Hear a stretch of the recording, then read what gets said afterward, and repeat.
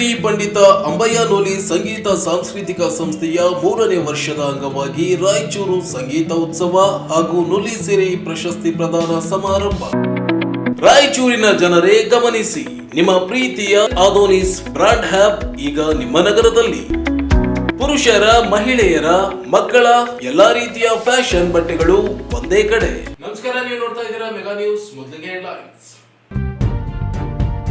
ಕೃಷಿ ವಿಜ್ಞಾನ ವಿಶ್ವವಿದ್ಯಾಲಯದ ಸಂಸ್ಥಾಪನಾ ದಿನಾಚರಣೆ, ನಿರಂತರ ಪ್ರಯತ್ನದಿಂದ ಗುರಿ ಸಾಧಿಸಬೇಕು. ಶ್ರೀನಿವಾಸುಲು. ಪಂಡಿತ್ ಅಂಬಯ್ಯನೋಲಿ ಸಂಗೀತ ಸಾಂಸ್ಕೃತಿಕ ಸಂಘದ ವಾರ್ಷಿಕೋತ್ಸವ, ಬಡತನವಿದ್ದಲ್ಲಿ ಪ್ರತಿಭೆ ಇರುತ್ತದೆ. ಕುಂ ವೀರಭದ್ರಪ್ಪ. ಕಾರ್ಮಿಕ ಸಂಹಿತೆ ಜಾರಿ ವಿರೋಧಿಸಿ ಸಿಐಟಿಯುನಿಂದ ಕಾಯ್ದೆಯ ಪ್ರತಿದಯಿಸಿ ಪ್ರತಿಭಟನೆ. ರೈತರ ಬೆಳೆಗಳಿಗೆ ಬೆಂಬಲ ಬೆಲೆ ನೀಡಿ ಖರೀದಿ ಕೇಂದ್ರ ಪ್ರಾರಂಭಿಸಲು ಆಗ್ರಹಿಸಿ 24ರಂದು ಪ್ರತಿಭಟನೆ. ಅಬ್ದುಲ್ ಮಾಜಿದ್. ಕಾರ್ಮಿಕ ಸಂಹಿತೆ ಜಾರಿ ವಿರೋಧಿಸಿ ಎಐಯುಟಿಯುಸಿ ಪ್ರತಿಭಟನೆ. ಕಾರ್ಮಿಕ ಸಂಹಿತೆ ಜಾರಿ ಖಂಡಿಸಿ ಸೆಂಟ್ರಲ್ ಕೌನ್ಸಿಲ್ ಸಂಘಟನೆಯಿಂದ ಪ್ರತಿಭಟನೆ. ಪತ್ರಕರ್ತರ ಸಂಘದಿಂದ ಮಾಹಿತಿ ಆಯುಕ್ತ ಬಿ ವೆಂಕಟ್ ಸಿಂಗ್ ಅವರಿಗೆ ಸನ್ಮಾನ. ಮಾಹಿತಿ ಹಕ್ಕು ಅಧಿನಿಯಮ ಮಾಹಿತಿ ಸದ್ಬಳಕೆಯಾಗಲಿ. ವೆಂಕಟ್ ಸಿಂಗ್. ಪಿಯು ಕಾಲೇಜುಗಳ ಜಿಲ್ಲಾ ಮಟ್ಟದ ಸಾಂಸ್ಕೃತಿಕ ಸ್ಪರ್ಧೆ, ವಿದ್ಯಾರ್ಥಿಗಳು ಒತ್ತಡದಿಂದ ಹೊರಬರಲು ಸಾಂಸ್ಕೃತಿಕ ಚಟುವಟಿಕೆಗಳಲ್ಲಿ ತೊಡಗಿಸಿಕೊಳ್ಳಿ. ಸೋಮಶೇಖರಪ್ಪ ಒಕ್ರಾಣಿ. ಮತ್ತು ಕೆ ಅಂಚಿನಾಳ್ನಲ್ಲಿ ಕಳ್ಳತನ, ಆರೋಪಿ ಬಂಧನ. ಜೀವನದಲ್ಲಿ ತೆಗೆದುಕೊಳ್ಳುವ ಸಣ್ಣ ಪುಟ್ಟ ಆಯ್ಕೆಗಳು ಜೀವನ ಏನು ಎಂಬುದನ್ನ ಕಲಿಸುತ್ತವೆ. ಆದ್ದರಿಂದ ನಿರಂತರವಾಗಿ ಪ್ರಯತ್ನಿಸಿದಾಗ ಮಾತ್ರ ಎಂತಹ ಸಾಧನೆಯನ್ನ ಮಾಡಬಹುದಾಗಿದೆ ಎಂದು ಜೀವ ಪರಿಸ್ಥಿತಿ ಮತ್ತು ಪರಿಸರ ಇಲಾಖೆಯ ಪ್ರಧಾನ ಕಾರ್ಯದರ್ಶಿ ಶ್ರೀನಿವಾಸುಲು ಹೇಳಿದರು. ಅವರಿಂದು ಕೃಷಿ ವಿಜ್ಞಾನಗಳ ವಿಶ್ವವಿದ್ಯಾಲಯದ ಪ್ರೇಕ್ಷಾಗೃಹದಲ್ಲಿ ಹಮ್ಮಿಕೊಂಡಿದ್ದ ವಿಶ್ವವಿದ್ಯಾಲಯ 17ನೇ ಸಂಸ್ಥಾಪನಾ ದಿನಾಚರಣೆ ಕಾರ್ಯಕ್ರಮವನ್ನು ಜ್ಯೋತಿ ಬೆಳಗಿಸುವ ಮೂಲಕ ಉದ್ಘಾಟಿಸಿ ಮಾತನಾಡಿದರು. ವಿಶ್ವವಿದ್ಯಾಲಯ ನಿರಂತರ ಬದಲಾವಣೆಯನ್ನು ನಾವು ಕಾಣಬಹುದಾಗಿದ್ದು ಸಾಕಷ್ಟು ಅಭಿವೃದ್ಧಿಯಾಗಿದೆ. ಹಿಂದೆ ವಿವಿಯಲ್ಲಿ ಕಲಿಯುವ ಸಂದರ್ಭದಲ್ಲಿ ಅವಕಾಶಗಳು ಇರಲಿಲ್ಲ. ಆದರೆ ಇಂದು ಸಾಕಷ್ಟು ಅವಕಾಶಗಳು ನಿಮ್ಮ ಮುಂದೆ ಇದ್ದು ಇಂದಿನ ವಿದ್ಯಾರ್ಥಿಗಳು ಅವುಗಳನ್ನು ಸದುಪಯೋಗ ಪಡೆದುಕೊಳ್ಳಬೇಕು ಎಂದು ಕರೆ ನೀಡಿದರು. ಬಿ ಗ್ರೇಡ್ನಿಂದ ಎ ಗ್ರೇಡ್ ಪಡೆಯಲು ನಾವು ಸಾಕಷ್ಟು ಶ್ರಮಿಸಿದ್ದೇವೆ. ಅದಕ್ಕೆ ಅಂದಿನ ನಮ್ಮ ಗುರುಗಳ ಮಾರ್ಗದರ್ಶನ ಅತ್ಯಂತ ಮುಖ್ಯವಾಗಿತ್ತು. ಜೊತೆಗೆ ಪ್ರಯತ್ನವನ್ನು ನಿರಂತರವಾಗಿ ಮಾಡಿದ್ದೇವೆ. ಪ್ರಯತ್ನ ಮಾಡಬೇಕು. ಸಾಧನೆ ಅವಕಾಶಗಳಿಗೆ ಆದರೆ ಅಸಾಧ್ಯವಾದದ್ದು ಯಾವುದೂ ಇಲ್ಲ. ಆದ್ದರಿಂದ ಸಾಧನೆಗೆ ಮತ್ತು ಅಭ್ಯಾಸಕ್ಕೆ ನಿರಂತರ ಪ್ರಯತ್ನ ಅತ್ಯಂತ ಮುಖ್ಯವಾಗಿರುತ್ತದೆ ಎಂದರು. ಮನುಷ್ಯ ಕರ್ಮಕ್ಕೆ ಶರಣಾಗತಿ ಆಗಬೇಕು. ಇದೇ ಜೀವನ ಸತ್ಯವಾಗಿದೆ. ಸ್ಪರ್ಧೆ ಎನ್ನುವುದು ನಿಮ್ಮ ಕೌಶಲ್ಯವನ್ನು ತೋರಿಸಲು ಹಾಕಿಕೊಂಡ ಮಿತಿಯಾಗಿದೆ. ಇದನ್ನು ಮೀರಿ ನೀವು ಸಾಧಿಸುವ ಸಾಕಷ್ಟು ಇದೆ. ಆದ್ದರಿಂದ ಛಲದಿಂದ ಪ್ರತಿಯೊಬ್ಬರು ಅಭ್ಯಾಸ ಮತ್ತು ತಮ್ಮ ಗುರಿಯತ್ತ ಮುಂದೆ ಹೋಗಬೇಕು ಎಂದು ತಿಳಿಸಿದರು. ವಿವಿಯ ಕುಲಪತಿ ಡಾಕ್ಟರ್ ಎಂ ಹನುಮಂತಪ್ಪ ಅಧ್ಯಕ್ಷತೆ ವಹಿಸಿ ಮಾತನಾಡಿ, ಇಂದಿನ ವಿದ್ಯಾರ್ಥಿಗಳು ಶಿಸ್ತುಬದ್ಧತೆಯಿಂದ ಅಭ್ಯಾಸ ಮಾಡಬೇಕು ಎಂದು ವಿಶ್ವವಿದ್ಯಾಲಯದಲ್ಲಿ ಸಿಗುವ ಸೌಲಭ್ಯಗಳನ್ನು ಸದುಪಯೋಗ ಪಡೆದುಕೊಂಡು ಹೊಸ ಹೊಸ ಸಂಶೋಧನೆಗಳನ್ನು ಮಾಡಲು ಮತ್ತು ಅವುಗಳ ಬಗ್ಗೆ ಜ್ಞಾನ ಪಡೆದುಕೊಳ್ಳಲು ಮುಂದಾಗಬೇಕು. ತಮ್ಮ ಸಂಶೋಧನೆಗಳಿಂದ ವಿಶ್ವವಿದ್ಯಾಲಯ ಹಾಗೂ ಜಿಲ್ಲೆ, ರಾಜ್ಯಕ್ಕೆ ಕೀರ್ತಿ ತರುವಂತಹ ಕೆಲಸಗಳನ್ನು ಮಾಡಬೇಕು ಎಂದು ತಿಳಿಸಿದರು. ಕಾರಣ ಏನಪ್ಪ ಅಂದ್ರೆ ಅವರವರೊಂದು ಇನ್ಸ್ಪೈರ್ ಆಗಿ ನಮ್ಮ ವಿದ್ಯಾರ್ಥಿಗಳಿಗೊಂದು ಮಾರ್ಗದರ್ಶನ ಮಾಡಿ ಅದೇ ರೀತಿ ನಮ್ಮ ವಿದ್ಯಾರ್ಥಿಗಳ ಬೆಳವಣಿಗೆ ಆಗಲಿ ಅನ್ನೋದು ಮುಖ್ಯ ಒಂದು ಉದ್ದೇಶ. ಅದೇ ರೀತಿ IFS, IAS ಬೇರೆ ಉನ್ನತ ಹುದ್ದೆ ಇರತಕ್ಕಂಥ ನಮ್ಮ ವಿದ್ಯಾರ್ಥಿಗಳನ್ನ ಪ್ರತಿ ವರ್ಷ ನಾವು ಕರೆಸ್ತಾ ಇದ್ದೇವೆ. ಈ ನಿಟ್ಟಿನಲ್ಲಿ ಸಾಕಷ್ಟು ಈಗ ನಮ್ಮ ವಿದ್ಯಾರ್ಥಿಗಳು ಅವರ ಒಂದು ಬೇರೆ ಬೇರೆ ರಂಗದಲ್ಲಿ ಬೆಳವಣಿಗೆಯಾಗಿ ಅದರಲ್ಲಿ IIT ಆಗಿರ್ಬೋದು, NIT ಆಗಿರ್ಬೋದು, ಸೀಟ್ ತಗೊಂಡು ಇಂಜಿನಿಯರಿಂಗ್ ಸ್ಟೂಡೆಂಟ್ಸ್ ಆಗಿರ್ಬೋದು, ಅಗ್ರಿಕಲ್ಚರ್ ಸ್ಟೂಡೆಂಟ್ ಸಾಕಷ್ಟು ಈಗ ಇಲ್ಲಿರ್ತಕ್ಕಂಥ JDಯನ್ನು ಈ ಒಂದು ಕಾಲೇಜಿನ ವಿದ್ಯಾರ್ಥಿ. ಆ ನಿಟ್ಟಿನಲ್ಲಿ ಸಾಕಷ್ಟು ನಮ್ಮ ವಿದ್ಯಾರ್ಥಿಗಳು ಗಣನೀಯವಾಗಿ ಸಾಧನೆ ಮಾಡಿದ್ದಾರೆ ಮತ್ತು ರೈತರ ಒಂದು ಏಳಿಗೆಗೆ ನಮ್ಮ ವಿಶ್ವವಿದ್ಯಾಲಯ ಸಾಕಷ್ಟು ಶ್ರಮ ಪಡ್ತದೆ. ಮುಖ್ಯವಾಗಿ ಹೇಳಬೇಕಂದ್ರೆ ಈ ವರ್ಷನೇ ಒಂದು 5 ತಳಿಗಳ ಬಿಡುಗಡೆ ಮಾಡಿ, ಒಟ್ಟಾರೆ ಹೇಳಬೇಕಂದ್ರೆ ನಮ್ಮ ವಿಶ್ವವಿದ್ಯಾಲಯ ಪ್ರಾರಂಭ ಆಗಿ 55 ತಳಿಗಳನ್ನು ಬಿಡುಗಡೆ ಮಾಡಿ ಸುಮಾರು 500ಕ್ಕಿಂತ ಹೆಚ್ಚಿನ ತಂತ್ರಜ್ಞಾನಗಳು ರೈತರಿಗೆ ಮುಟ್ಟಿಸಲು ನಾವು ಪ್ರಯತ್ನ ಪಡ್ತಾ ಇದ್ದೇವೆ.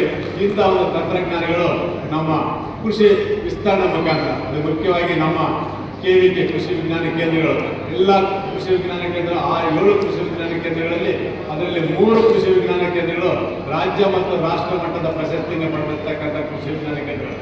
ಈ ಕಾರ್ಯಕ್ರಮದಲ್ಲಿ ಮಸ್ಕಿ ತಾಲೂಕಿನ ಗುಡಿಹಾಳ್ ಗ್ರಾಮದ ಶಿವಕುಮಾರ್ ಪಾಟೀಲ್ ಅವರಿಗೆ ಕೃಷಿ ರತ್ನ ಪ್ರಶಸ್ತಿ ಹಾಗೂ ಚಿನ್ನದ ಪದಕ ಪ್ರದಾನ ಮಾಡಲಾಯಿತು. ನಂತರ ಅತ್ಯುತ್ತಮ ಶಿಕ್ಷಕ, ಸಂಶೋಧನಾ ವಿಜ್ಞಾನಿ, ವಿಸ್ತರಣಾ ವಿಜ್ಞಾನಿ, ಅತ್ಯುತ್ತಮ ಸೇವಾ ಸಿಬ್ಬಂದಿ ಹಾಗೂ ಸಂಶೋಧನಾ ಯೋಜನೆಯ ಪಡೆದ ವಿಜ್ಞಾನಿಗಳಿಗೆ ಪ್ರೋತ್ಸಾಹಧನ ಹಾಗೂ ಪ್ರಶಸ್ತಿಯನ್ನು ವಿತರಣೆ ಮಾಡಲಾಯಿತು.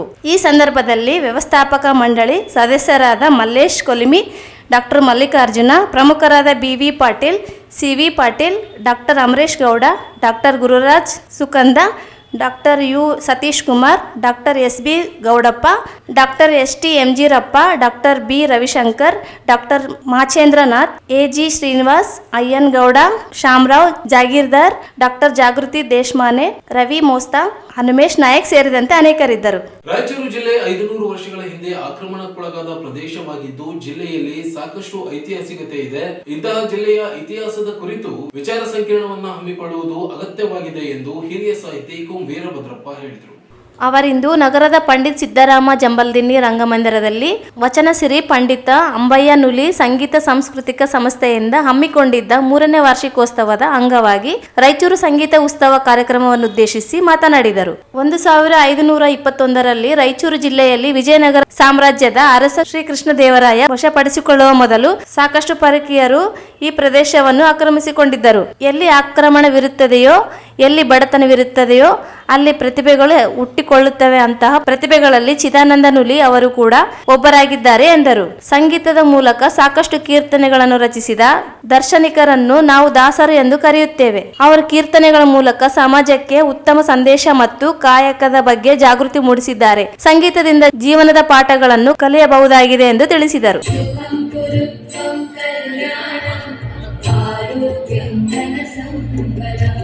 शुभं कुरुभ्यं कल्याणं आरोग्यं धनसम्पदं शत्रुबुद्धिविनाशाय दीपज्योतिर्नमोऽस्तुते दीपज्योतिर्नमोऽस्तुते शुभं कुरुभ्यं कल्याणं.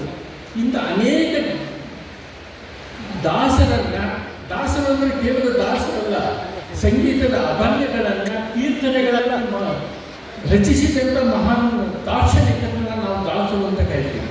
ಅವರು ಕೊಟ್ಟಂಥ ಪ್ರದೇಶ ಇದೆ.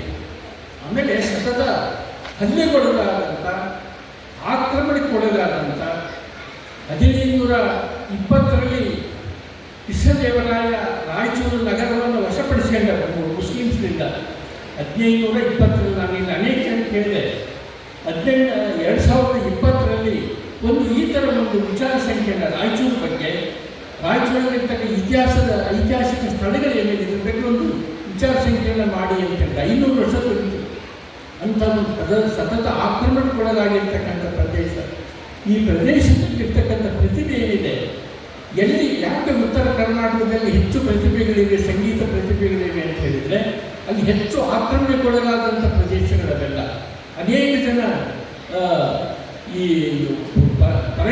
ಪರದೇಶದವರಿಂದ ಆಕ್ರಮಣಕ್ಕೊಳಗಾದ, ಎಲ್ಲಿ ಆಕ್ರಮಣಕ್ಕೊಳಗಾಗುತ್ತೋ, ಎಲ್ಲಿ ಬಡತನ ಇರುತ್ತೋ, ಎಲ್ಲಿ ದಾರಿದ್ರ್ಯ, ಅಲ್ಲಿ ಹೊಸ ಪ್ರತಿಭೆಗಳು ಹುಟ್ಟಕ್ಕೆ ಸಾಧ್ಯ ಅಲ್ವಾ. ಕಾರಣ ಅಂಥ ಪ್ರತಿಭೆಗಳು ಎಲ್ಲಿದ್ದಾರೆ ಅಂದರೆ ಇವತ್ತು ನಾನು ನೋಡ್ತೇವೆ. ನಮ್ಮ ಚಿದಾನಂದ ನುಲಿಗಳ ಅಂಥ ಪ್ರತಿಭೆಗಳಲ್ಲಿ ಒಬ್ಬರು. ಇಲ್ಲಿ ಹಾಡಿದಂಥ ಅನೇಕ ಮಹನೀಯ ಕಲಾವಿದರು ಏನಿದ್ದಾರೆ ಅಂಥ ಸಮುದಾಯದಿಂದ ಬಂದಂಥವ್ರು. ಆದ್ದರಿಂದ ನಾನು ಅವರನ್ನು ಈ ಸಂದರ್ಭದಲ್ಲಿ ಅಭಿನಂದಿಸ್ತಾ ಇದ್ದೀನಿ. ಮತ್ತು ನಮ್ಮ ಚಿದಾನಂದ ನುಲಿಯವರ ಇನ್ನೊಂದು ದೊಡ್ಡ ಗುಣ ಅಂತ ಹೇಳಿದರೆ, ಇದನ್ನು ಉದ್ಘಾಟನೆ ಮಾಡಿದ್ದು ನಮ್ಮ ಸಾಹಿತ್ಯ ಗುರು. ಅವರು ಇವತ್ತು ಉದ್ಘಾಟನಾ ಭಾಷಣ ಮಾಡಬೇಕಾಯಿತು. ಯಾಕಂದರೆ ಪ್ರಪಂಚದಲ್ಲಿ ನಡೆದಂಥ ಒಂದು ದೊಡ್ಡ ಪವಾಡ ಅಂದರೆ ಅಧ್ಯಕ್ಷ ಸ್ಥಾನ ವಹಿಸಿರ್ತಕ್ಕಂಥವ್ರು ಮೊದಲು ಮಾತಾಡಿದ್ದಾರೆ. ಇದು ಪ್ರಪಂಚದಲ್ಲಿ ಎಲ್ಲೂ ನಡೆದೇ ಇಲ್ಲ. ಆದರೆ ಚಿದಾನಂದ ನುಲಿಯವರು ಫಸ್ಟ್ ನಮ್ಮ ಮಾತಾಡಲಿ ಅನ್ನೋ ಕಾರಣಕ್ಕೆ. ಇದೇ ವೇಳೆ ಓಂ ಸಾಯಿ ಮಂದಿರದ ಧರ್ಮಾಧಿಕಾರಿ ಸಾಯಿ ಕಿರಣ್ ಆದೋನಿ ಮಾತನಾಡಿ, ರಂಗಮಂದಿರವು ಇಂದು ಸಂತರ ಮತ್ತು ಸಂಗೀತರಿಂದ ಮಂದಿರವಾಗಿ ಪರಿವರ್ತನೆಯಾಗಿದೆ. ಸಂತರ ದರ್ಶನದಿಂದ ಮತ್ತು ಪಾಪಗಳೆಲ್ಲವೂ ಕಳೆದು ಹೋಗಿವೆ. ಜ್ಞಾನದಿಂದ ಮಾತ್ರ ಉನ್ನತ ಸ್ಥಾನವನ್ನು ತಲುಪಿಸಲು ಸಾಧ್ಯ. ಅಂತಹ ಜ್ಞಾನವಂತರ ನುಲಿ ಕುಟುಂಬದಲ್ಲಿದ್ದಾರೆ ಎಂದು ತಿಳಿಸಿದರು. ಇದೇ ವೇಳೆ ಹಲವರಿಗೆ ನುಲಿಸಿರಿ ಪ್ರಶಸ್ತಿಯನ್ನು ಪ್ರದಾನ ಮಾಡಲಾಯಿತು. ನಂತರ ಗದಗದ ಕಲ್ಲಜ್ಜಯ್ಯ ಅವರು ತುಲಾಭಾರ ಸೇವೆ ಜರುಗಿತು. ರಾಜ್ಯೋತ್ಸವ ಪ್ರಶಸ್ತಿ ಪಡೆದ ಜಿಲ್ಲೆಯು ರತ್ನಮ್ಮ ಜಾಫರ್ ಮೊಹಿದ್ದೀನ್ ಅವರಿಗೆ ವಿಶೇಷವಾಗಿ ಸನ್ಮಾನಿಸಲಾಯಿತು. ನಂತರ ವಿವಿಧ ಕಲಾವಿದರಿಂದ ಸಂಗೀತ ಕಾರ್ಯಕ್ರಮವು ಜರುಗಿದವು. ಮಠ ಆಗಿರಲಿ, ಮಂದಿರವಾಗಿರಲಿ, ಯಾವ ರೀತಿ ಆ ದೇವರ ದರ್ಶನಕ್ಕೆ ಬಂದು ಆ ಒಂದು ಪುಣ್ಯಕ್ಷೇತ್ರವನ್ನು ಆ ಒಂದು ಎನರ್ಜಿ ಜೊತೆಗೆ ಕ್ರಿಯೇಟ್ ಮಾಡ್ತಾರೆ. ಅದೇ ಥರ ಈ ಒಂದು ರಂಗಮಂದಿರ ಇಂಥ ಸಂತರು ಬಂದು ಅಲ್ಲಿ ಎಂಟ್ರೆನ್ಸ್ನಲ್ಲಿ ಒಂದು ಗಂಟೆ ಒಂದೇ ಇಡೋದು ಬಾಕಿ ಇದೆ. ಅಂಥ ಒಂದು ವೇದಿಕೆ ಆಗ್ಬಿಟ್ಟಿದೆ ರಂಗಮಂದಿರ ಇವತ್ತು. ಭಾಳ ಸಂತೋಷ ಆಗ್ತದೆ. ಯಾಕಂದರೆ ಸಂತರ ದರ್ಶನ ಮಾತ್ರದಿಂದ ನಮ್ಮೆಲ್ಲ ಕುಕರ್ಮಗಳು ನಾಶವಾಗುತ್ತವೆ.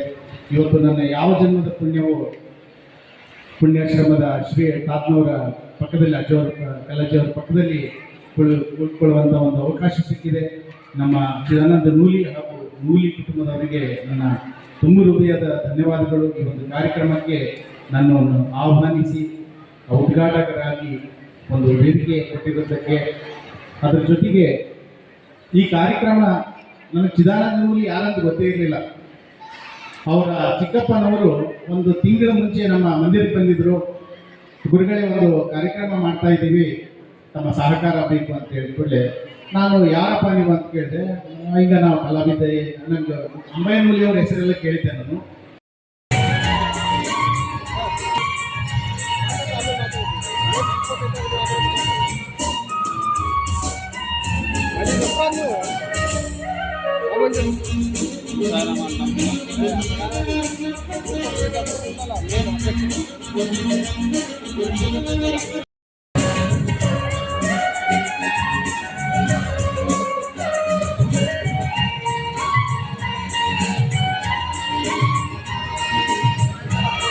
ರಾಯಚೂರು ಸಂಗೀತ ಉತ್ಸವ ಸಮಾರಂಭ. ಸೊ ಹಾಗಾಗಿ ವಿವಿಧ ಕ್ಷೇತ್ರದಲ್ಲಿ ಸಾಧನೆ ಮಾಡಿರುವಂಥ ಶ್ರೀಯುತರಿಗೆ ಪ್ರಶಸ್ತಿಯನ್ನು ಪ್ರದಾನ ಮಾಡುವ ಮೂಲಕ ಸಮಾಜದಲ್ಲಿ ಮತ್ತಷ್ಟು ಸೇವೆ ಅವರಿಂದ ಆಗಲಿ ಅನ್ನುವಂಥ ಒಂದು ಆಶಯದೊಂದಿಗೆ ಸಂಸ್ಥೆ ಬಯಸ್ತದೆ.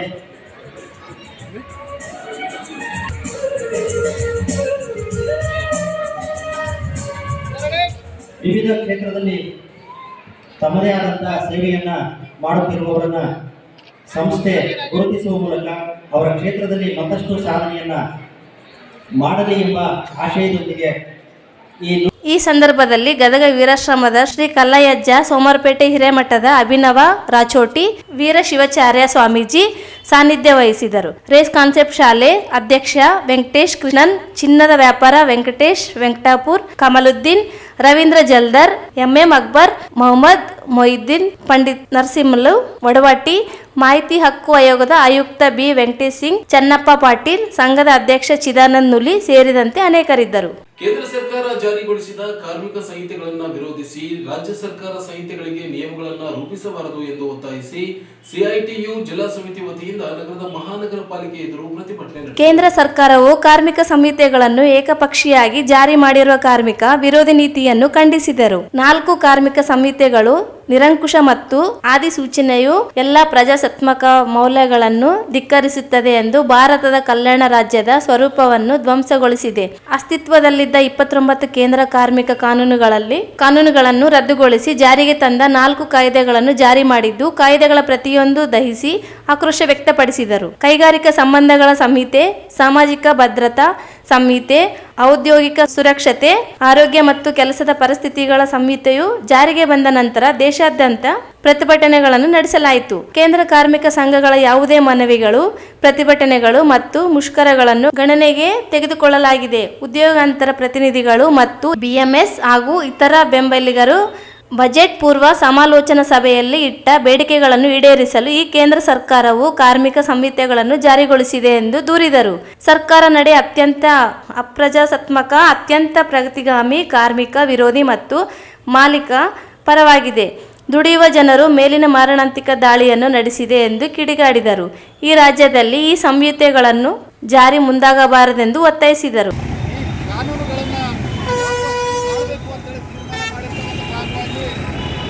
ಒಂದು ಸಾಂಕೇತಿಕ ಪ್ರತಿಭಟನೆಯನ್ನು ಮಾಡ್ತಾ ಇದ್ದೀವಿ.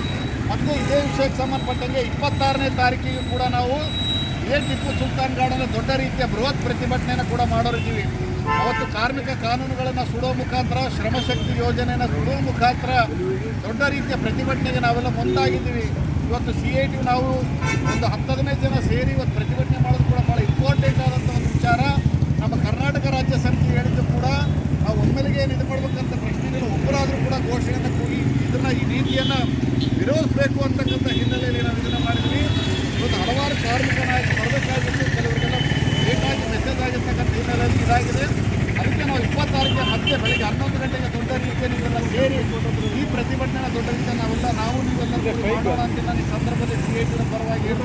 ಈ ಒಂದು ಹೋರಾಟದ ಭಾಗದಿಂದ ಎಲ್ಲರಿಗೂ ಕೂಡ ಧನ್ಯವಾದಗಳನ್ನು ಹೇಳಿ ಮತ್ತೊಂದು ಯೋಚನೆ ಎಲ್ಲರಿಗೂ ಕಾರ್ಮಿಕ ಕಾನೂನುಗಳು ಬೇಡವೇ ಬೇಡ, ಸಂಹಿತೆಗಳಿಗೆ ಧಿಕ್ಕಾರ, ಸಂಹಿತೆಗಳನ್ನು ಕರ್ನಾಟಕ ರಾಜ್ಯದಲ್ಲಿ ಜಾರಿ ಮಾಡಲೇಬಾರದು. ಕರ್ನಾಟಕ ರಾಜ್ಯದಲ್ಲಿ ಕಾರ್ಮಿಕ ಸಂಹಿತೆಗಳನ್ನು ತಿರಸ್ಕಾರ ಮಾಡಲೇಬೇಕು. ಕಾರ್ಮಿಕರಿಗೆ ಮಾರಕವಾದ ಕಾರ್ಮಿಕ ಕಾನೂನುಗಳಿಗೆ ಧಿಕ್ಕಾರ, ಕಾರ್ಮಿಕರಿಗೆ ಮಾರಕವಾದ ಕಾರ್ಮಿಕ ಕಾನೂನುಗಳಿಗೆ ಧಿಕ್ಕಾರ. ಈ ಸಂದರ್ಭದಲ್ಲಿ ಅಧ್ಯಕ್ಷೆ ಎಚ್ ಪದ್ಮಾ, ಪ್ರಧಾನ ಕಾರ್ಯದರ್ಶಿ ಡಿಎಸ್ ಶರಣಬಸವ, ಅಮರೇಶ್ ಸಜ್ಜನ್, ಲಿಂಗರಾಜು, ವೀರೇಶ್, ತಿಮ್ಮಪ್ಪ, ಜಿಲಾನಿ ಪಾಷಾ, ಗೋಕುರಮ್ಮ ಸೇರಿದಂತೆ ಅನೇಕರಿದ್ದರು. ರೈತರು ಬೆಳೆದ ಬೆಳೆಗಳಿಗೆ ಬೆಲೆಯೂ ಇಲ್ಲದೆ ಕನಿಷ್ಠ ಬೆಂಬಲ ಬೆಲೆ ಖರೀದಿಯೂ ನಡೆಯದೇ ಇರುವುದು ಸರ್ಕಾರ ನೀತಿ ವಿರೋಧಿಸಿ ಕನಿಷ್ಠ ಬೆಂಬಲ ಬೆಲೆ ಖರೀದಿಯೂ ನಡೆಯದೆ ಸರ್ಕಾರಗಳ ನೀತಿ ವಿರೋಧಿಸಿ ನವೆಂಬರ್ 24ರಂದು ಸಾಮೂಹಿಕ ನಾಯಕತ್ವದ ಕರ್ನಾಟಕ ರಾಜ್ಯ ರೈತ ಸಂಘದಿಂದ ಎಲ್ಲಾ ಜಿಲ್ಲೆಗಳ ಜಿಲ್ಲಾ ಕೇಂದ್ರಗಳಲ್ಲಿ ಪ್ರತಿಭಟನೆ ನಡೆಸಲಾಗುತ್ತದೆ ಎಂದು ಸಂಘದ ಜಿಲ್ಲಾಧ್ಯಕ್ಷ ಅಬ್ದುಲ್ ಮಾಜಿದ್ ಎಲೆಬೆಚ್ಚಾಲಿ ಹೇಳಿದರು. ಅವರಿಂದು ಮಾಧ್ಯಮಗೋಷ್ಠಿಯನ್ನು ಉದ್ದೇಶಿಸಿ ಮಾತನಾಡಿ, ಭತ್ತ, ಹತ್ತಿ, ಮೆಕ್ಕೆಜೋಳ ಸೇರಿದಂತೆ ಅನೇಕ ಬೆಳೆಗಳ ಬೆಲೆ ಕುಸಿತವಾಗಿದೆ. ಖರೀದಿ ಕೇಂದ್ರ ಪ್ರಾರಂಭಿಸುವುದಾಗಿ ಹೇಳುತ್ತಿರುವ ಸರ್ಕಾರ ಖರೀದಿ ಮಾಡುತ್ತಿಲ್ಲ. ಅನೇಕ ಬಾರಿ ಮನವಿ ಮಾಡಿದರೂ ಸರ್ಕಾರಗಳು ಆಸಕ್ತಿ ತೋರುತ್ತಿಲ್ಲ.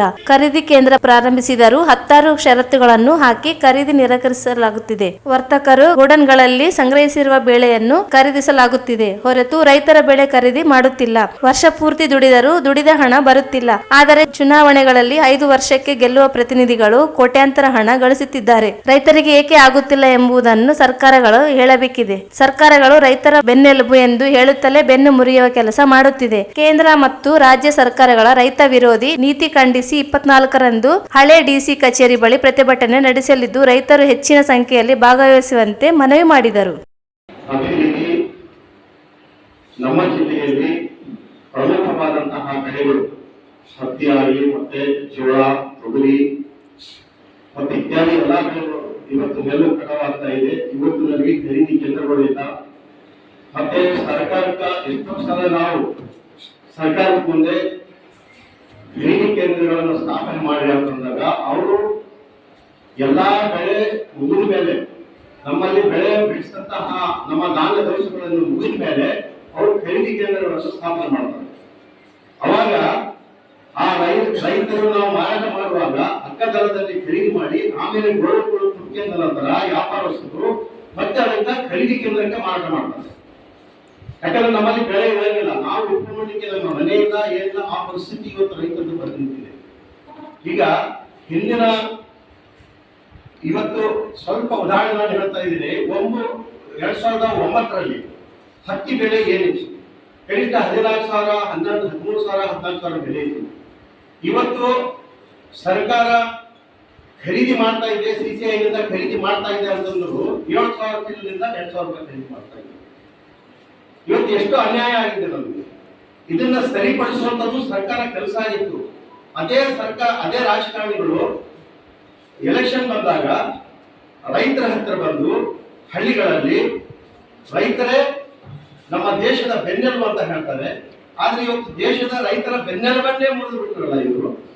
ಆಮೇಲೆ ಎಲ್ಲಾ ಖರೀದಿ, ಕಾಯಿ ಪಲ್ಯದಿಂದ ಹಿಡ್ಕೊಂಡು ಎಲ್ಲಾ ಖರೀದಿ ಮಾಡುವಂತವರು ನಾವು ಆಲೋಚನೆ ಮಾಡಿದಾಗ ಅವ್ರ ಮನೆಗಳು ನೋಡಿದಾಗ 3-3, 4-4 ಅಂತಸ್ತು ಮನೆಗಳು ಕಟ್ಕೊಂಡಿದ್ದಾರೆ. ಅವ್ರ ಹೆಣ್ಣು ಮಕ್ಕಳ AC ಇಟ್ಟಿದ್ದಾರೆ. 6 ತಿಂಗಳ 1 ವರ್ಷ ಕಷ್ಟಪಟ್ಟು ದುಡಿದಂತವರು ನಾವು ಇವತ್ತು ಆಶ್ರಯ ಮನೆಗಳಲ್ಲಿ ಆಶ್ರಯ ಪಡುವಂತಹ ಪರಿಸ್ಥಿತಿ ಬಂದಿದ್ದಾರೆ. ಇದಕ್ಕೆ ಕಾರಣ ಯಾರು?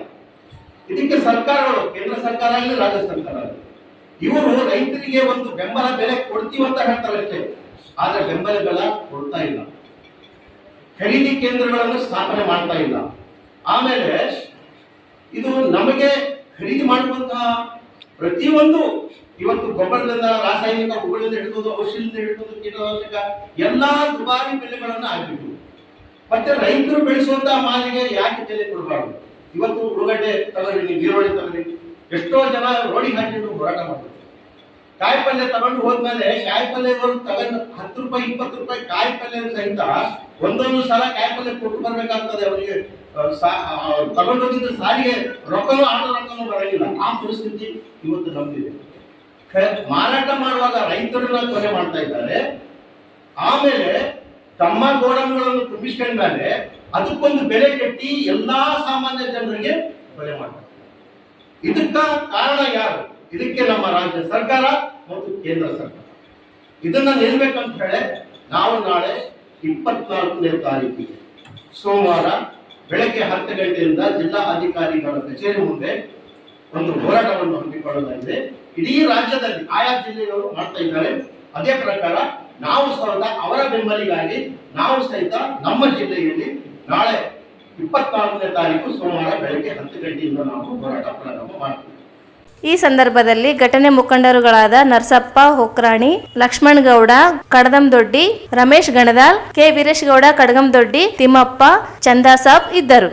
ಕೇಂದ್ರ ಸರ್ಕಾರ ಜಾರಿಗೊಳಿಸಿದ 4 ಕಾರ್ಮಿಕ ಸಂಹಿತೆಗಳನ್ನು ವಿರೋಧಿಸಿ ಎಐಯುಟಿಯುಸಿ ವತಿಯಿಂದ ನಗರದ ಟಿಪ್ಪು ಸುಲ್ತಾನ್ ಉದ್ಯಾನವನದಲ್ಲಿ ಪ್ರತಿಭಟನೆ ನಡೆಸಿ ಕಾಯ್ದೆಯ ಪ್ರತಿದಹಿಸಿ ಆಕ್ರೋಶ ವ್ಯಕ್ತಪಡಿಸಲಾಯಿತು. 4 ಹೊಸ ಕಾರ್ಮಿಕರ ಸಂಹಿತೆಗಳು ವ್ಯವಹಾರವನ್ನು ಸುಲಭಗೊಳಿಸುವ ಹೆಸರಿನಲ್ಲಿ ಕಾರ್ಮಿಕರ ಹಕ್ಕುಗಳನ್ನು ಮತ್ತು ರಕ್ಷಣೆಯನ್ನು ಮೊಟಕುಗೊಳಿಸುವ ಮೂಲಕ ಬಂಡವಾಳಶಾಹಿ ಮತ್ತು ಉದ್ಯಮ ಪರವಾಗಿದೆ. ಕೇಂದ್ರ ಸರ್ಕಾರ ನಿಂತಿದೆ ಎಂದು ಸರ್ಕಾರದ ವಿರುದ್ಧ ಕಿಡಿಘೋಷಣೆ ಕೂಗಿದರು. ಕೈಗಾರಿಕಾ ಸಂಬಂಧಿಗಳ ಸಂಹಿತೆ ಅಡಿಯಲ್ಲಿ ಉದ್ಯೋಗಿಗಳನ್ನು ವಜಾ ಮಾಡಲು ಅಥವಾ ಕಾರ್ಖಾನೆಗಳನ್ನು ಮುಚ್ಚಲು ಸರ್ಕಾರ ಅನುಮತಿ ಅಗತ್ಯವಿರುವ ಸಂಸ್ಥೆಗಳ ಗಾತ್ರವನ್ನು ಹೆಚ್ಚಿಸಲಾಗಿದೆ. ಇದು ಉದ್ಯೋಗ ಭದ್ರತೆಯನ್ನು ಕಡಿಮೆ ಮಾಡುವ ಹುನ್ನಾರಾಗಿದೆ ಎಂದು ಆಕ್ರೋಶ ಹೊರ ಹಾಕಿದರು. ಕಾರ್ಮಿಕರು ಮುಷ್ಕರಕ್ಕೆ ಹೋಗುವ ಮೊದಲು 14 ದಿನಗಳ ನೋಟಿಸ್ ಕಡ್ಡಾಯಗೊಳಿಸಿದೆ. ಕಾರ್ಮಿಕರು ಪ್ರತಿಭಟನೆ ಹಕ್ಕನ್ನು ಮೊಟಕುಗೊಳಿಸುವ ಕೆಲಸ ಮಾಡುತ್ತಿದೆ. ಕಾರ್ಮಿಕ ಕಾಯ್ದೆಗಳನ್ನು ಕೇಂದ್ರೀಕರಿಸುವುದರಿಂದ ಸಂಸ್ಥೆಗಳು ಮತ್ತು ಮಾಲೀಕರು ಕಡಿಮೆ ನಿಯಂತ್ರಣ ಮತ್ತು ಪರಿಶೀಲನೆಗೆ ಒಳಪಟ್ಟು ಸಂಹಿತೆಗಳು ಅನುಸರಣೆಯನ್ನು ಸರಳಗೊಳಿಸುವುದಾಗಿ ಹೇಳಿದರು. ಇದು ವಾಸ್ತವವಾಗಿ ದುರ್ಬಲವಾಗಿದೆ. ವೇತನ ಸಂಹಿತೆಯಲ್ಲಿ ಕೆಲಸ ಸಮಯಕ್ಕೆ ಸಂಬಂಧಿಸಿದ ನಿಯಮಗಳಲ್ಲಿ ಬದಲಾವಣೆ ಮಾಡಿ ಸಮಯವನ್ನು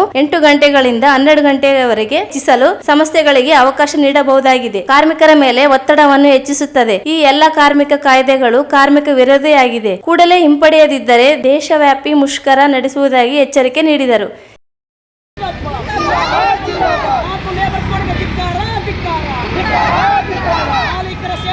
ಬಿಜೆಪಿ ಸರ್ಕಾರಕ್ಕೆ ಧಿಕ್ಕಾರ. ಕಾರ್ಮಿಕ ಹಕ್ಕುಗಳ ಸರ್ವನಾಶ ಮಾಡಿದ ಕೇಂದ್ರ ಸರ್ಕಾರಕ್ಕೆ ಧಿಕ್ಕಾರ. ಕಾರ್ಮಿಕರೇ ಒಂದಾಗಿ. ಜಿಂದಾಬಾದ್ ಜಿಂದಾಬಾದ್.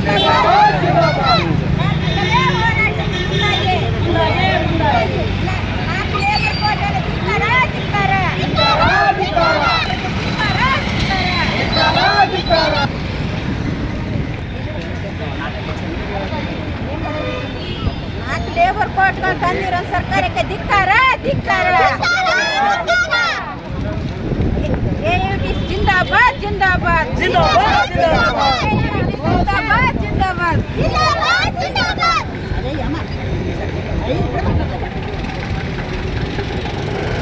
ಕಾರ್ಮಿಕರಕ್ಕೆ ಹೋರಾಟ ಚಿರಾಯವಾಗಲಿ ಚಿರಾಯವಾಗಲಿ. ಕಾರ್ಮಿಕರೇ ಒಂದಾಗಿ. ಲೇಬರ್ ಕೋಡ್ಗೆ ಧಿಕ್ಕಾರ ಧಿಕ್ಕಾಪ. ಯುಟಿಸಿ ಜಿಂದಾಬಾದ್ ಜಿಂದಾಬಾದ್. ಜಿಂದಾಬಾದ್ ಜಿಂದಾಬಾದ್. ಈ ಸಂದರ್ಭದಲ್ಲಿ ರಾಜ್ಯ ಕಾರ್ಯದರ್ಶಿ ಕೆ ಸೋಮಶೇಖರ್, ಚನ್ನಬಸವ ಜಾನೇಕಲ್, ಎಂಡಿ ಬಾಬು, ಸುರೇಶ್, ಅರ್ಜುನ್ ರಾವ್, ಬಸವರಾಜ್, ಗಾಯತ್ರಿ, ಗಂಗಾಧರ್, ಮಾಯಶ್ರೀ ಸೇರಿದಂತೆ ಅನೇಕರಿದ್ದರು. ಈಗ ಚಿಕ್ಕದೊಂದು ಬ್ರೇಕ್ ನಂತರ ಮೆಗಾ ನ್ಯೂಸ್ ಮುಂದುವರಿಯುತ್ತದೆ.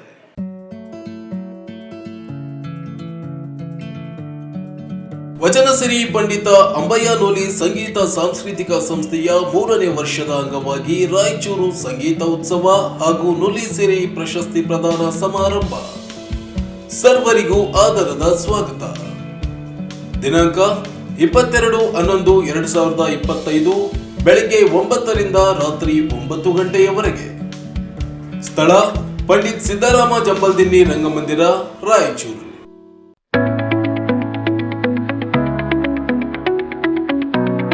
ರಾಯಚೂರಿನ ಜನರೇ ಗಮನಿಸಿ, ನಿಮ್ಮ ಪ್ರೀತಿಯ ಆದೋನಿಸ್ ಬ್ರಾಂಡ್ ಹ್ಯಾಪ್ ಈಗ ನಿಮ್ಮ ನಗರದಲ್ಲಿ. ಪುರುಷರ, ಮಹಿಳೆಯರ, ಮಕ್ಕಳ ಎಲ್ಲಾ ರೀತಿಯ ಫ್ಯಾಷನ್ ಬಟ್ಟೆಗಳು ಒಂದೇ ಕಡೆ. ಬಿಗ್ಗೆಸ್ಟ್ ಸೇಲ್, 70% ರಿಯಾಯಿತಿ. ದಿನಾಂಕ ನವೆಂಬರ್ 21 ರಿಂದ ನವೆಂಬರ್ 30 ಮಾತ್ರ. ಟ್ರೆಂಡಿಂಗ್ ಡ್ರೆಸ್ಸುಗಳ ಸ್ಟೈಲಿಶ್ ಕಲೆಕ್ಷನ್ ಮತ್ತು ಅಚ್ಚರಿ ಬೆಲೆಗಳು ನಿಮ್ಮನ್ನು ಕಾಯುತ್ತಿವೆ. ತಡ ಮಾಡಬೇಡಿ, ನಿಮ್ಮ ಫ್ಯಾಮಿಲಿಯೊಂದಿಗೆ ಬನ್ನಿ, ಆದೋನಿಸ್ ಬ್ರಾಂಡ್ ಹಬ್ ನಲ್ಲಿ ಶಾಪಿಂಗ್ ಮಾಡಿ.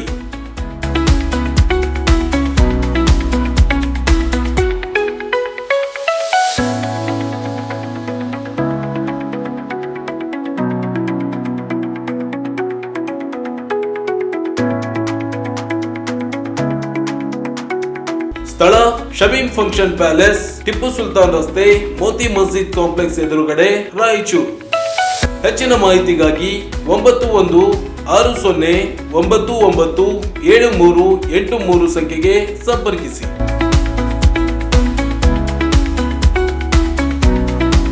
ಬ್ರೇಕ್ನ ನಂತರ ಮತ್ತೆ ಮೆಗಾ ನ್ಯೂಸ್ಗೆ ಸ್ವಾಗತ.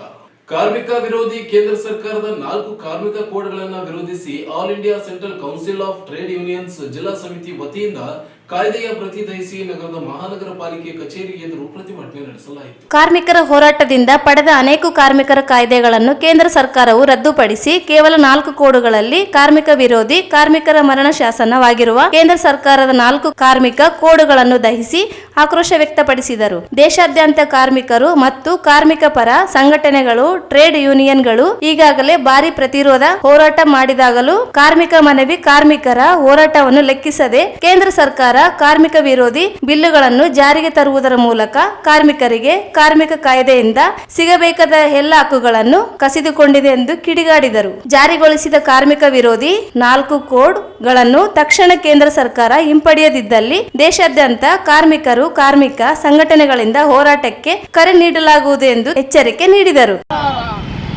ಕೇಂದ್ರದ ಕಾರ್ಮಿಕ ವಿರೋಧಿ ಕಾನೂನುಗಳನ್ನು ಜಾರಿ ಮಾಡಿದ ಕೇಂದ್ರ ಸರ್ಕಾರಕ್ಕೆ ಹೇಳಿ ಧಿಕ್ಕಾರ. ಕೇಂದ್ರದ ಬಿಜೆಪಿ ಸರ್ಕಾರಕ್ಕೆ ಹೇಳಿ ಧಿಕ್ಕಾರ. 4 ಲೇಬರ್ ಕೋಡ್ ಅನ್ನು ವಾಪಸ್ ತಗೊಳ್ಳಿ. 4 ಲೇಬರ್ ಕೋಡ್ಗಳನ್ನು ವಾಪಸ್ ತಗೊಳ್ಳಿ.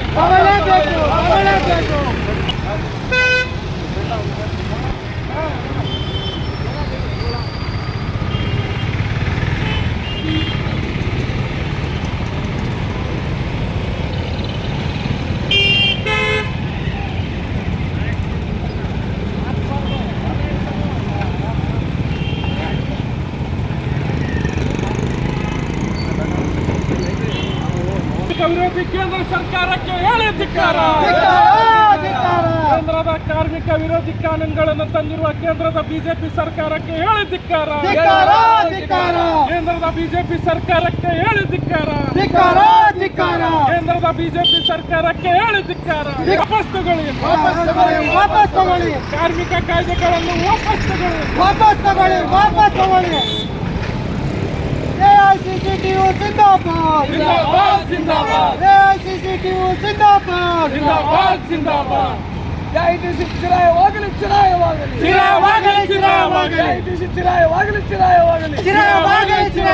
ಇನ್ಕಲಾಬ್ ಜಿಂದಾಬಾದ್. ಈ ಸಂದರ್ಭದಲ್ಲಿ ಎಐಸಿಸಿಟಿಯು ಜಿಲ್ಲಾಧ್ಯಕ್ಷ ಅಜೀಜ್ ಜಾಗೀರ್ದಾರ್, ಮುಖಂಡರುಗಳಾದ ಜಿಲಾನಿ ಪಾಷಾ, ಜಗದೀಶ್, ನಿಸರ್, ಅಹಮದ್, ಭೀಮಣ್ಣ, ಮೊಹಮ್ಮದ್ ಮೂವೀಸ್, ಆಸಿಫ್, ಅಬಕಾರಿ, ಮಾರಣ್ಣ ಸೇರಿದಂತೆ ಇದ್ದರು. ಮಾಹಿತಿ ಹಕ್ಕು ಕಾಯ್ದೆ ಪತ್ರಕರ್ತರಿಗೆ ಬಹಳ ಉಪಯುಕ್ತವಾದದ್ದು. ಅದನ್ನು ಸರಿಯಾಗಿ ಬಳಸಿಕೊಳ್ಳಬೇಕು. ಪತ್ರಕರ್ತರು ಸರ್ಕಾರದ ಯೋಜನೆಗಳ ಬಗ್ಗೆ ಮಾಹಿತಿ ಪಡೆದು ಜನರಿಗೆ ತಿಳಿಸಲು ಈ ಕಾಯ್ದೆ ಸಹಕಾರಿಯಾಗಲಿದೆ ಎಂದು ಮಾಹಿತಿ ಹಕ್ಕು ಆಯೋಗದ ಕಲಬುರಗಿ ವಿಭಾಗದ ಆಯುಕ್ತ ಬಿ ವೆಂಕಟ ಸಿಂಗ್ ಹೇಳಿದರು. ನಗರದ ಪತ್ರಿಕಾ ಭವನದಲ್ಲಿ ಶನಿವಾರ ಆಯೋಜಿಸಿದ ಪತ್ರಕರ್ತರೊಂದಿಗೆ ಆಯುಕ್ತರು ಸೌಹಾರ್ದ ಭೇಟಿ ಕಾರ್ಯಕ್ರಮದಲ್ಲಿ ಮಾತನಾಡಿದರು. ಸರ್ಕಾರದ ಖರ್ಚು ವೆಚ್ಚಗಳನ್ನು ನಾವು ಮಾಹಿತಿ ಆಯೋಗದ ಮೂಲಕ ತಿಳಿಸಿಕೊಳ್ಳಲು ಅವಕಾಶ ಕಲ್ಪಿಸಲಾಗಿದೆ. 2005ರಲ್ಲಿ ಈ ಕಾಯ್ದೆಯನ್ನು ಜಾರಿ ಮಾಡಲಾಯಿತು. ಕಳೆದ 20 ವರ್ಷದಲ್ಲಿ ಸಾಕಷ್ಟು ಸುಧಾರಣೆ ಆಗಿದೆ. ಮಹಾರಾಷ್ಟ್ರ ರಾಜ್ಯದಲ್ಲಿ 61,000 ಅರ್ಜಿಗಳು ಬಾಕಿ ಉಳಿದು 3ನೇ ಸ್ಥಾನದಲ್ಲಿದ್ದಾರೆ. ರಾಜ್ಯದಲ್ಲಿ 41,000 ಅರ್ಜಿಗಳು ಬಾಕಿ ಉಳಿದು 3ನೇ ಸ್ಥಾನದಲ್ಲಿದೆ. ಕಲಬುರಗಿ ವಿಭಾಗದಲ್ಲಿ 7,000 ಅರ್ಜಿಗಳು ಬಾಕಿ ಉಳಿದಿವೆ ಎಂದು ವಿವರಿಸಿದರು. ಅಧಿಕಾರಿಗಳು ನಿರ್ಲಕ್ಷ್ಯದಿಂದ ಮಾಹಿತಿ ಕೊಡಲು ಹಿಂಜರಿಗಿದ್ದಾರೆ. ಇನ್ನು ಕೆಲವರು ಭಯದಿಂದ ಹಿಂಜರಿಯುತ್ತಿದ್ದಾರೆ. ಇನ್ನು ಕೆಲವರು ಉದ್ದೇಶಪೂರ್ವಕವಾಗಿಯೇ ಮಾಹಿತಿ ನೀಡುತ್ತಿಲ್ಲ. ಅಧಿಕಾರಿಗಳು ಕಚೇರಿಯ ಎಲ್ಲ ವಿವರ ದಾಖಲಿಸಬೇಕು, ಅದು ಕೂಡ ಸರಿಯಾಗಿ ಮಾಡುತ್ತಿಲ್ಲ. ಸರ್ಕಾರಿ ಕಚೇರಿಗಳಲ್ಲಿ ಸಾರ್ವಜನಿಕ ಮಾಹಿತಿ ಅಧಿಕಾರಿ ಇರುತ್ತಾರೆ. ಆದರೆ ಅವರು ಮಾಹಿತಿ ನೀಡದಿದ್ದರೆ ಅಧಿಕಾರಿಗಳಿಗೆ ದಂಡ ಹಾಕುವ ಕ್ರಮ ಕೈಗೊಳ್ಳುವ ಅಧಿಕಾರ ಆಯೋಗಕ್ಕಿದೆ. ಈ ಬಗ್ಗೆ ಜನರಿಗೆ ಮಾಹಿತಿ ಸಿಗಬೇಕಿದ್ದು ಕಾಯ್ದೆ ಬಗ್ಗೆ ಮಾಹಿತಿ ಕಾರ್ಯಾಗಾರ ನಡೆಸುವ ಉದ್ದೇಶವಿದೆ. ಬೀದರ್ನಲ್ಲಿ ನವೆಂಬರ್ 29ರಂದು ಕಾರ್ಯಾಗಾರ ಆಯೋಜಿಸಲಾಗಿದೆ ಎಂದು ತಿಳಿಸಿದರು. ಬದ್ಧತೆ ಪ್ರಾಮಾಣಿಕವಾಗಿ ಕೆಲಸ ಮಾಡಿದರೆ ಸಾಧನೆ ಮಾಡಲು ಸಾಧ್ಯ. ದೇವದುರ್ಗ ಹಿಂದುಳಿದ ತಾಲೂಕಿನ ಕುಗ್ರಾಮದಲ್ಲಿ ಬೆಳೆದ ನಾನು ಓದಿದ್ದು ITI ಆದರೆ ಆಕಸ್ಮಿಕವಾಗಿ ಮಾಧ್ಯಮ ಕ್ಷೇತ್ರಕ್ಕೆ ಪಾದಾರ್ಪಣೆ ಮಾಡಿದೆ. ಕಳೆದ 29 ವರ್ಷಗಳ ಸೇವಾನುಭವ ಹೊಂದಿದ್ದೇನೆ. ಅಲ್ಲದೆ ಕಾರ್ಯನಿರತರ ಪತ್ರಕರ್ತರ ಸಂಘ ಹಾಗೂ ರಿಪೋರ್ಟರ್ ನಲ್ಲಿ 25 ವರ್ಷಗಳಲ್ಲಿ ಅನೇಕ ಹುದ್ದೆಗಳನ್ನು ಸೇವೆ ಸಲ್ಲಿಸಿದ್ದೇನೆ. ಈಗ ನನಗೆ ಮಾಹಿತಿ ಆಯೋಗದ ಆಯುಕ್ತರಾಗುವ ಅವಕಾಶ ಸಿಕ್ಕಿದೆ. ಸಿಕ್ಕಿದ್ದು ಇದಕ್ಕೆ ಪತ್ರಕರ್ತ ಮಿತ್ರರೇ ಸಹಕಾರವೇ ಕಾರಣ ಎಂದು ಅಭಿಪ್ರಾಯಪಟ್ಟರು. ಪತ್ರಿಕಾ ನೀವು ಇನ್ನೊಂದು ಬೇರೆ ಕಾರ್ಯಕ್ರಮದಲ್ಲೆಲ್ಲ ವಿವರಗಳನ್ನು ತಿಳಿಸ್ತೀವಿ. ನನ್ನ ಜೀವನದ ಎಲ್ಲ ವಿಷಯಗಳನ್ನ ಒಂದು ಯಾವುದೇ ಒಂದು ಹುದ್ದೆಯಲ್ಲಿ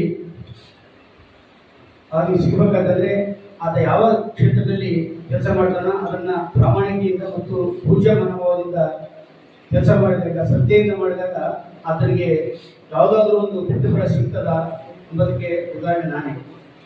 ಕಳೆದ 38 ವರ್ಷಗಳ ಹಿಂದೆ ಈ ದೇವದುರ್ಗ ಅಂದರೆ ಇಡೀ ಏಷ್ಯಾ ಖಂಡದಲ್ಲೇ ಶೈಕ್ಷಣಿಕವಾಗಿ ಹಿಂದುಳಿದಂಥ ಒಂದು ತಾಲೂಕಾಗಿದೆ. ವಿಶೇಷವಾಗಿ ಆ ತಾಲೂಕಲ್ಲಿ ನಮ್ಮ ಭಾಗ ಮತ್ತಷ್ಟು ಹಿಂದುಳಿದದ್ದು. ಇಲ್ಲಿವರೆಗೂ ನಮ್ಮ ಭಾಗದಿಂದ ಯಾವುದೇ ರೀತಿಯ ಅಭಿವೃದ್ಧಿ ವಿಷಯ ಆಗಲಿ ಮತ್ತು ರಾಜಕೀಯ ವಿಷಯದಾಗಲಿ ದೇವದುರ್ಗ ಮತ್ತು ನಮ್ಮ ಭಾಗ ಪೂರ ಹಿಂದುಳಿದಂಥ ಅಂಥ ಒಂದು ಕುಗ್ರಾಮದಲ್ಲಿ ನಾನು ಜನಿಸಿ ನನ್ನ ಸೇವೆಯನ್ನು ನಾನು ಮೂಲತಃವಾಗಿ ನಾನು ಪತ್ರಕರ್ತನಾಗಬೇಕಂತ ನನಗೆ ಆಸಕ್ತಿ ಇರಲಿಲ್ಲ.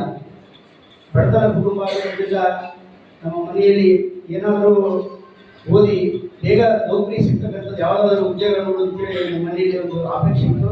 ಆ ಹಿನ್ನೆಲೆಯಲ್ಲಿ ನಾನು ಆವಾಗ ತಾಂತ್ರಿಕ ಶಿಕ್ಷಣ ಪಡೆದರೆ ಬೇಗ ಉದ್ಯೋಗ, ಸ್ವಯಂ ಉದ್ಯೋಗ ಕೊಡ್ಬೋದಿಲ್ಲ, ಉದ್ಯೋಗ ಸಿಗ್ತದೆ ಕಾರಣಕ್ಕಾಗಿ ನಾನು ITIನ ಸೇರಿದೆ. ITI ಸೇರಿ ITIನಲ್ಲಿ ಉತ್ತಮ ಉದ್ಯೋಗಗಳನ್ನು ಗಳಿಸಿ ನಾನು ಗ್ರೇಡ್ ಬೆಸ್ಟ್ ಸ್ಟೂಡೆಂಟ್ ಆಗಿದ್ದೆ. ಆದರೆ ನನ್ನ ರಿಸಲ್ಟ್ ಬಂದಾಗ ನಾನು ಒಳ್ಳೆಯ ರಿಸಲ್ಟ್ ಬಂದಿತ್ತು. ಆ ಸಂದರ್ಭದಲ್ಲಿ ನನಗೆ ಒಂದು ವಿಷಯ ನಾನು ನೋಡಿದೆ. ಈ ಬ್ಯಾನರ್ ಹಾಕಿದ್ರು ಈ ಸುದ್ದಿಮೂಲ ಪತ್ರಿಕೆಯಲ್ಲಿ, ಬಟ್ಟೆ ಬ್ಯಾನರ್ ಇದ್ದಿತ್ತು, ಈ ವರದಿಗಾರರು ಬೇಕಾಗಿದ್ದಾರೆ ಅಂತೇಳಿ. ಬಟ್ ನನಗೆ ಅದು ಪಾಕ್ಷಿಕ ಅಂದ್ರೆ ಎಷ್ಟು ದಿವಸ ಅಂತ ಗೊತ್ತಿರಲಿಲ್ಲ ನನಗೆ. ನಮ್ಗೆ ಯಾವುದೇ ಆ ಅಕ್ಷರ ಸಂಸ್ಕೃತಿ ಹಿನ್ನೆಲೆಯನ್ನು ಗೊತ್ತಿರಲಾರ್ದಾಗ ನನ್ನ ಜೊತೆಗೆ ಅವರು ಕ್ಲಾಸ್ ಅವನಿಗೆ ಗೊತ್ತು ಬ್ರಾಹ್ಮಣರದವರು ಪಕ್ಷಮಾಸ ಅಂದರೆ 15 ದಿವಸ ಅಂದರೆ ಪಾಕ್ಷಿಕರು ಅಂತ ಹೇಳ್ತಾರೆ. ಕಾರ್ಯನಿರತರ ಪತ್ರಕರ್ತರ ಸಂಘದ ಜಿಲ್ಲಾಧ್ಯಕ್ಷ ಆರ್ ಗುರುನಾಥ್ ಮಾತನಾಡಿ, ಅತ್ಯಂತ ಬಡತನ ಹಿನ್ನೆಲೆಯಲ್ಲಿ ಬೆಳೆದು ಬಂದಿರುವ ಬಿ ವೆಂಕಟೇಶ್ ಸಿಂಗ್ ಅವರು ಇಂದು ಮಾಹಿತಿ ಆಯೋಗ ಆಯುಕ್ತರಂತ ದೊಡ್ಡ ಹುದ್ದೆ ಅಲಂಕರಿಸಿರುವುದು ಅವರ ಪರಿಶ್ರಮಕ್ಕೆ ಹಿಡಿದ ಕನ್ನಡಿಯಾಗಿದೆ. ಮಾಹಿತಿ ಹಕ್ಕು ಆಯೋಗದ ಬಹಳ ಪ್ರಮುಖ ಕ್ಷೇತ್ರವಾಗಿದ್ದು ಅಲ್ಲಿಯೂ ಅವರ ಯಶಸ್ಸು ಕಾಣಲು ಮುಂದೆಯೂ ಮಾಧ್ಯಮ ಕ್ಷೇತ್ರಕ್ಕೆ ಅವರ ಮಾರ್ಗದರ್ಶನ ಇರಲಿ ಎಂದು ತಿಳಿಸಿದರು. ರಾಜ್ಯ ಮಾಹಿತಿ ಆಯೋಗದ ಆಯುಕ್ತರಾಗಿ ನಮ್ಮೆಲ್ಲರ ಹಿರಿಯ ಪತ್ರಕರ್ತರಾದಂಥ ಶ್ರೀ ಬಿ ವೆಂಕಟೇಶ್ ಸಿಂಗ್ ಅವರು ನೇಮಕಗೊಂಡಿದ್ದು. ಆದರೆ ನಮ್ಮ ಸಂಘದ ಚುನಾವಣಾ ಪ್ರಕ್ರಿಯೆ ಹಿನ್ನೆಲೆಯಲ್ಲಿ ಅವರನ್ನು ನಾವು ಈ ಒಂದು ಭವನಕ್ಕೆ ಬರಮಾಡಿಕೊಳ್ಳಲು ಸಾಧ್ಯವಾಗಲಿಲ್ಲ. ಹಾಗಾಗಿ ಇವತ್ತಿನ ತಡವಾಗಿ ನಾವು ಅವರನ್ನು ಈ ಒಂದು ಭವನಕ್ಕೆ ಸ್ವಾಗತವನ್ನು ಕೋರಿದ್ದೇವೆ. ಬಿ ವೆಂಕಟೇಶ್ ಸಿಂಗ್ ಸರ್ ಅವರು ಕಳೆದ 30-40 ವರ್ಷಗಳಿಂದ ರಾಯಚೂರು ನಗರದಲ್ಲಿ, ರಾಯಚೂರು ಜಿಲ್ಲೆಯಲ್ಲಿ ಪತ್ರಕರ್ತರಾಗಿ ಸೇವೆಯನ್ನು ಸಲ್ಲಿಸಿದ್ದಾರೆ. ದೇವದುರ್ಗ ತಾಲೂಕಿನ ಬೊಮ್ಮನಾಳ ಗ್ರಾಮದ ಕಡು ಬಡತನದಲ್ಲಿ ಹುಟ್ಟಿದಂಥ ಶ್ರೀ ಬಿ ವೆಂಕಟೇಶ್ ಸಿಂಗ್ ಅವರು ಪತ್ರಿಕೆ ಹಂಚುವ ಮೂಲಕ, ರಾಯಚೂರು ನಗರದಲ್ಲಿ ಪತ್ರಿಕೆ ಹಂಚುವ ಮೂಲಕ ತಮ್ಮ ಪತ್ರಿಕಾ ವೃತ್ತಿಯನ್ನು ಆರಂಭಿಸಿ ಇವತ್ತಿನ ದಿನ ಆಯುಕ್ತರಾಗಿ ನೇಮಕಗೊಂಡಿರುವಂಥದ್ದು ನಮ್ಮೆಲ್ಲರಿಗೂ ಕೂಡ ಸಂತೋಷವನ್ನು ತಂದಿದೆ.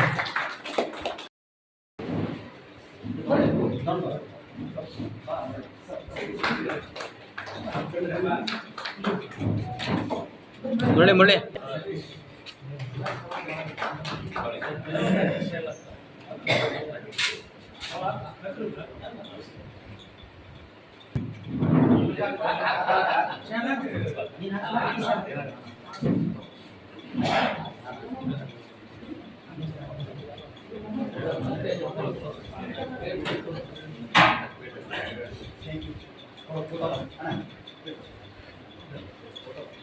ಸರ್ ఇక్కడ ನೋಡಿ sir Venkatesh sir right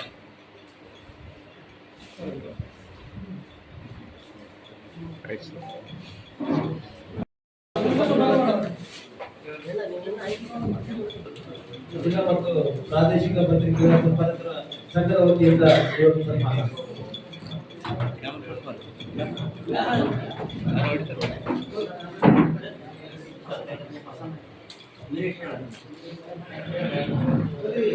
sir ಈಗ ನೋಡಿ ಸರ್ ಬರೋಣ sir right phone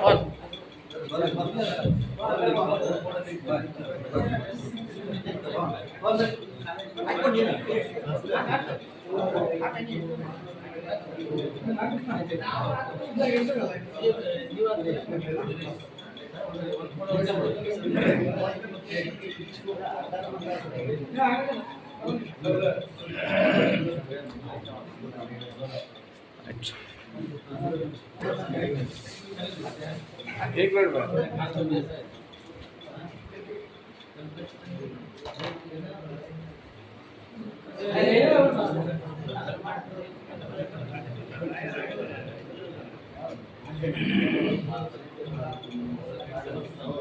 right sir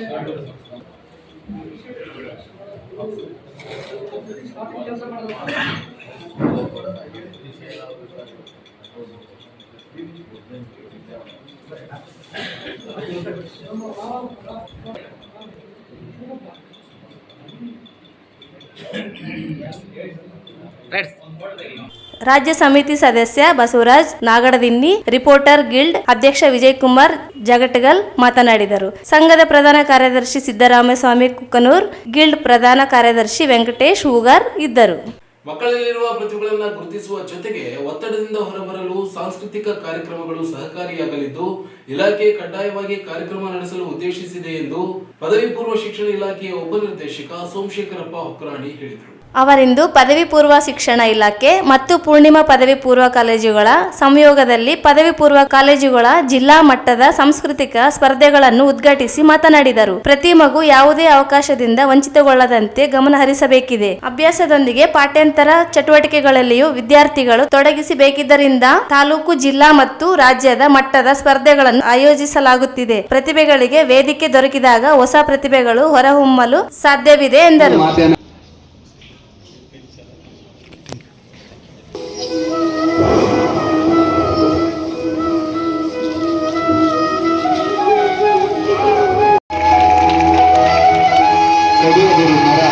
ಅದು ಬೆಳೆಯಲು ಬೇಕು ಹಲವು ವಾರ, ಅದರಿಂದ ಕಂಗೊಳಿಸುವುದು ಜಲಚರ, ಅದನ್ನು ಕಡೆದರಾಗುವುದು ಬರ ಬರ ಬರ.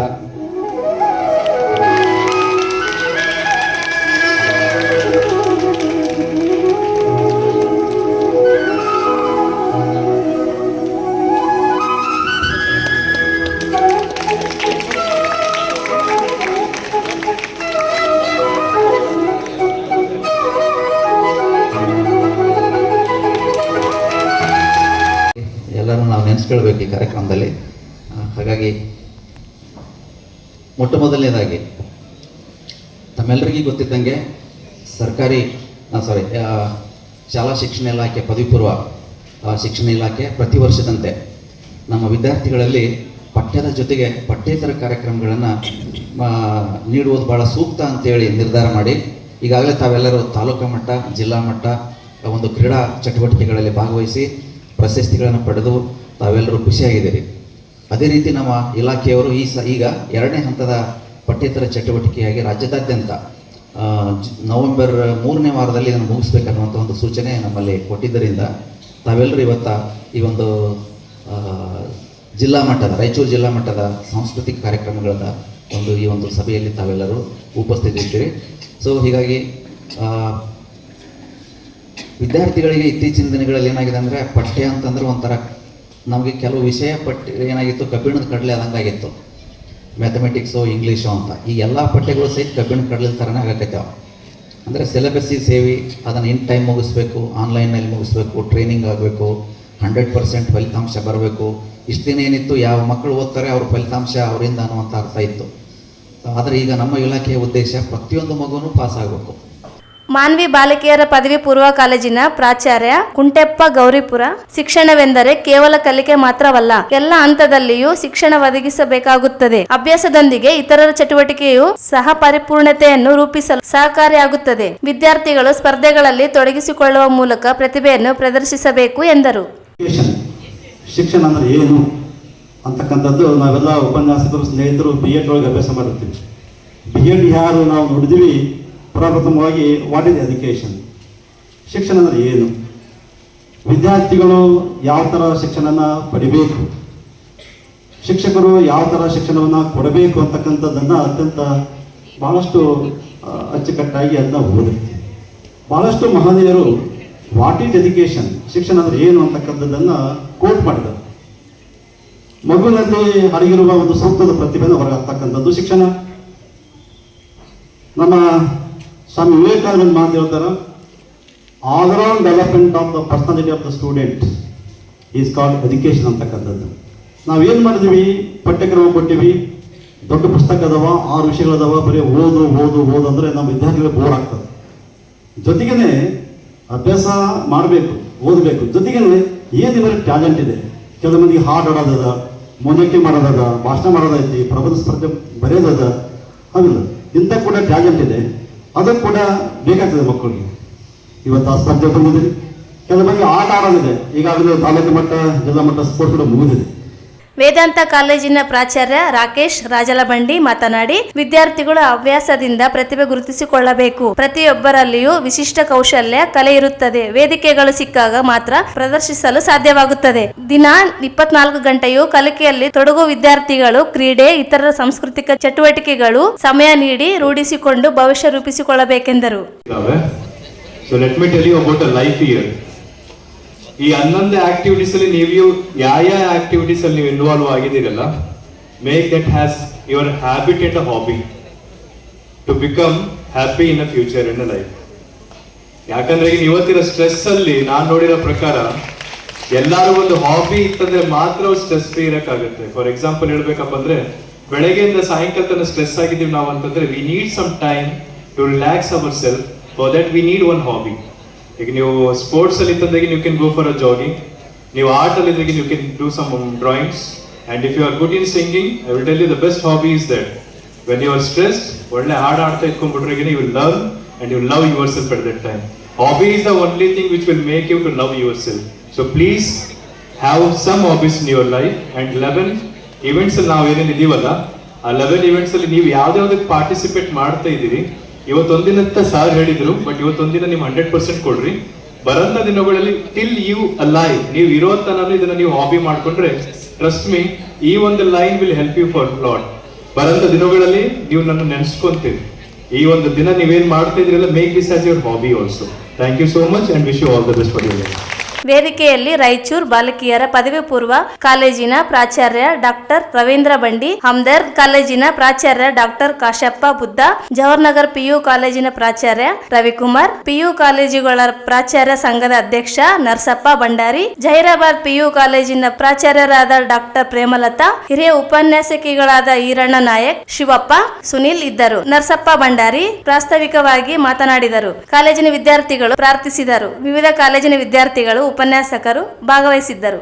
ಮನೆಗಳ್ಳತನ ಮಾಡಿದ ಕದೀಮರನ್ನ ಪೊಲೀಸರು ಬಂಧಿಸಿ 52 ಗ್ರಾಂ ಬಂಗಾರ ಮತ್ತು 360 ಗ್ರಾಂ ಬೆಳ್ಳಿ ವಸ್ತುಗಳನ್ನು ಜಪ್ತಿಪಡಿಸಿಕೊಂಡ ಘಟನೆ ಸಿಂಧನೂರು ತಾಲೂಕಿನ ಕೆ ಅಂಚಿನಾಳ ಕ್ಯಾಂಪ್ನಲ್ಲಿ ನಡೆದಿದೆ. ಕೆ ಅಂಚಿನಾಳ್ ಕ್ಯಾಂಪಿನ ನಿವಾಸಿ ಎ ನಾಗೇಶ್ವರರಾವ್ ಅವರು ಅಕ್ಟೋಬರ್ 29ರಂದು ತಮ್ಮ ಮನೆಗೆ ಬೀಗ ಹಾಕಿ ಕುಟುಂಬದೊಂದಿಗೆ ಸಂಬಂಧಿಕರ ಮನೆಗೆ ತೆರಳಿದ್ದರು. ಅಕ್ಟೋಬರ್ 31ರಂದು ಮನೆಗೆ ಬಂದಾಗ ಮನೆಯ ಬೀಗ ಮುರಿದು ಮನೆಯಲ್ಲಿನ ಅಲಮಾರ ಒಡೆದು ಅದರಲ್ಲಿ 52 ಗ್ರಾಂ ಬಂಗಾರದ ಆಭರಣಗಳು, ಬೆಳ್ಳಿಯ ವಸ್ತುಗಳು ಮತ್ತು ನಗದು ಹಣ 2.55 ಲಕ್ಷ ರೂಪಾಯಿ ದೋಚಿರುವುದು ಕಂಡು ಬಂದಿದೆ. ಈ ಕುರಿತು ಸಿಂಧನೂರು ಗ್ರಾಮೀಣ ಠಾಣೆಯಲ್ಲಿ ಪ್ರಕರಣ ದಾಖಲಾಗಿದ್ದು, ಎಸ್ಪಿ ಪುಟ್ಟಮಾದಯ್ಯ, ಪೊಲೀಸ್ ಅಧೀಕ್ಷಕ ಎಸ್.ಜೆ. ರವಿಕುಮಾರ್, ಎಸ್.ಜೆ. ಕುಮಾರಸ್ವಾಮಿ, ಹೆಚ್ಚುವರಿ ಪೊಲೀಸ್ ಅಧೀಕ್ಷಕ ಶ್ರೀ ಜಿ. ಹರೀಶ್, ಪೊಲೀಸ್ ಉಪಾಧೀಕ್ಷಕ ಜಿ. ಚಂದ್ರಶೇಖರ್ ಮಾರ್ಗದರ್ಶನದಲ್ಲಿ ಸಿಪಿಐ ವಿನಾಯಕ್, ಪಿಎಸ್ಐ ಮೌನೇಶ್ ರಾಠೋಡ್, ಸಿಬ್ಬಂದಿ ಶರಣಪ್ಪ, ಎಚ್. ಗೋಪಾಲ್, ಅನಿಲ್ ಕುಮಾರ್, ಅಮರೇಗೌಡ, ಹಫೀಜುಲ್ಲಾ, ಅಶೋಕ್ ಹಾಗೂ ಅಜೀಂ ಪಾಷಾ ಅವರು ಕಾರ್ಯಾಚರಣೆ ನಡೆಸಿ